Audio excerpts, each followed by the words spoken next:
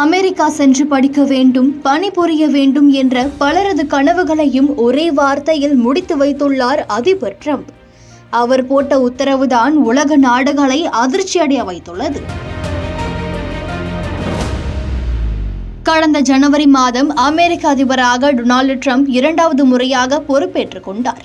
பொறுப்பேற்ற நாளில் இருந்து பல்வேறு அதிரடி திட்டங்களையும் சீர்திருத்தங்களையும் கொண்டு வந்தார்.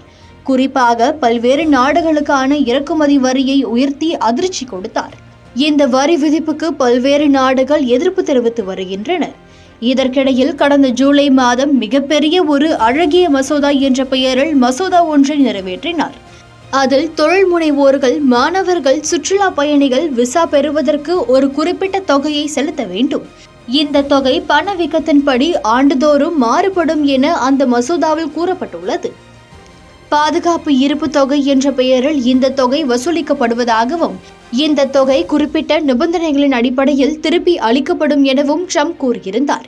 குறிப்பாக விசா காலாவதி ஆகிவிட்டால் நீட்டிப்பு கோராமல் உடனடியாக அமெரிக்காவை விட்டு வெளியேறினால் மட்டுமே இந்த தொகை திருப்பி அளிக்கப்படும் என அதிர்ச்சி கொடுத்தார் ட்ரம்ப். முக்கியமாக மாணவர்கள், சுற்றுலா பயணிகளின் HP-1 விசா கட்டணத்தை கடுமையாக உயர்த்தியுள்ள சம்பவம்தான் பலரையும் அதிர வைத்துள்ளது. 16,000 ரூபாயாக இருந்த விசா கட்டணம் தற்போது 40,000 ரூபாயாக உயர்த்தப்பட்டுள்ளது.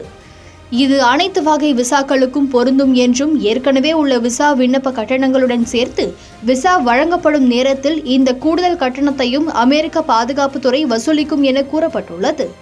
அமெரிக்க அதிபரின் இந்த திடீர் அறிவிப்பு தான் உலக நாடுகளை அதிர்ச்சியடைய வைத்துள்ளது.